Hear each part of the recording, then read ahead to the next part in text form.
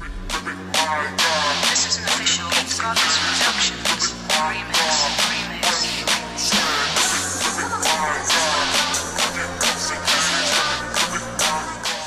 What's up, y'all? It's Bree from Young Safe and Free, and I'm back with this week's Tuesday Talk.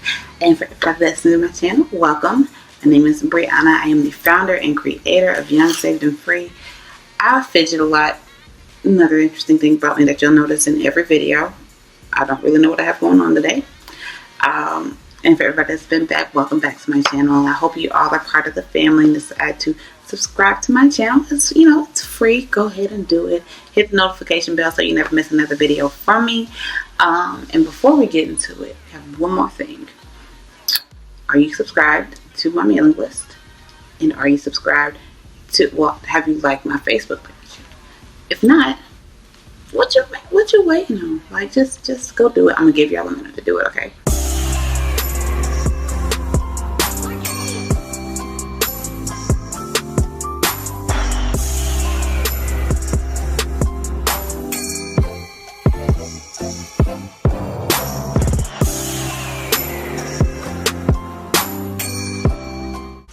Okay, so y'all should have been did it by now.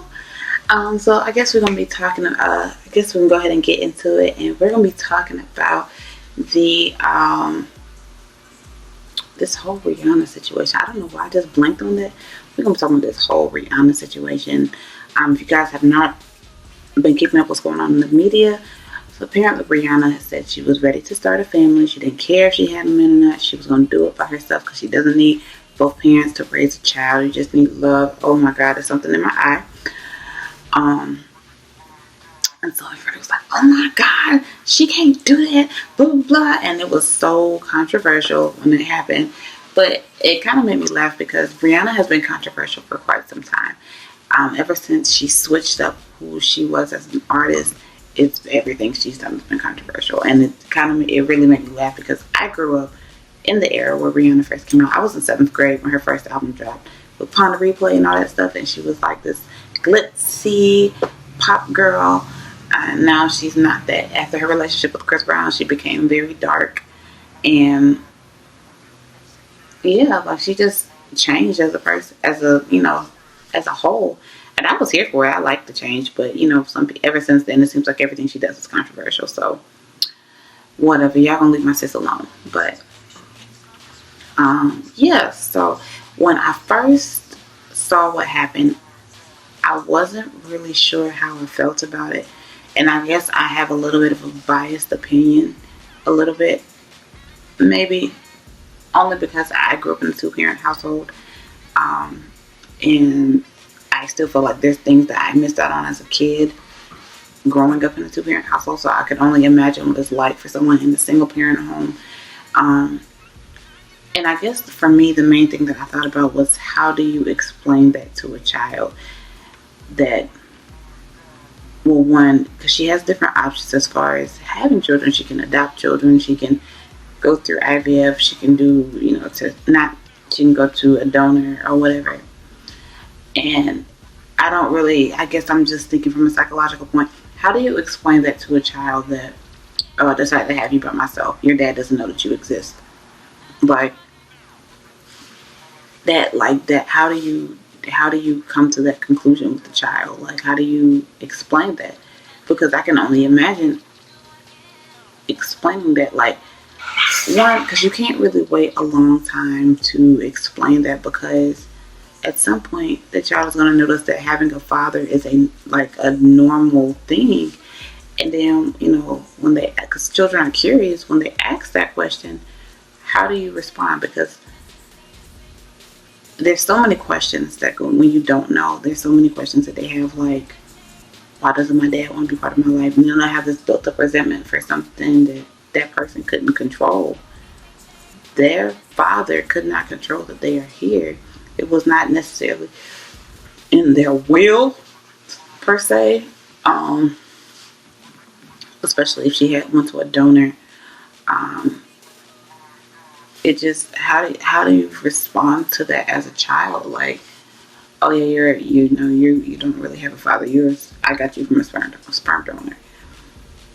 So it's like, would it be worse that if she was in a relationship with someone, got pregnant, and then they left, or that she kind of got pregnant on her own and they never had a father? Because you can give a child all the love in the world, but that doesn't stop the outside world from affecting that child. So it's like, I kind of get where you're coming from, but at the same time, I also have seen households where people only have their mom or only have their dad, and they're fine. Like, they're fine as adults. I don't know what they were like as children.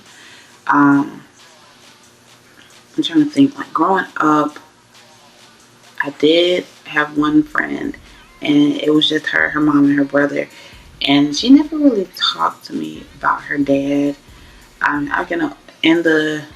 We became friends when I was 11. So in the years that I've known her, me and her are still, I don't have no problem with her, I just don't talk to her as regularly now. But in the years that I've known her for like 16 years, I've never really heard her talk about her dad except for maybe once or twice. So it's like, it could make a difference. But there's also, even if they don't necessarily have a father, there's always other people out there that are willing to step in. So like, even for me, my dad is a big part of my life. Both my parents are. But there are some things that my dad, that's just not his thing as a father.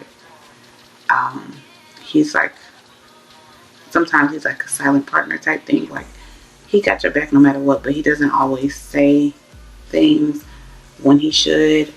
But he's always there. And I'm not taking anything away from him at all. Like, I love my dad.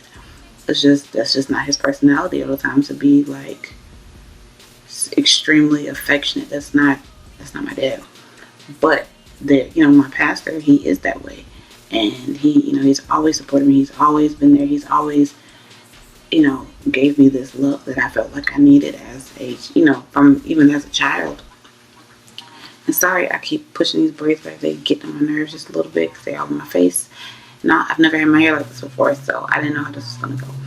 But yeah, so there's always people who can step in, but then it's like, they can step in, but do they, at that time, they're not necessarily responsible for your children at that time, because that's not their child. That's just someone that they care about.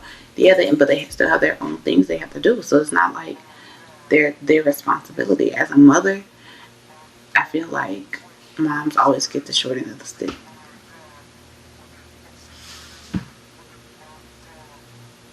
They're the ones that have to make sure that they have to carry the child for 9 months. They have to make sure the child is taken care of when the child is first born. They're the ones that's doing the majority of the work because they got the boobs. So it's like, what do you really, I don't know. I don't really know. And I guess because I'm not a mom, I don't have a lot to say on it.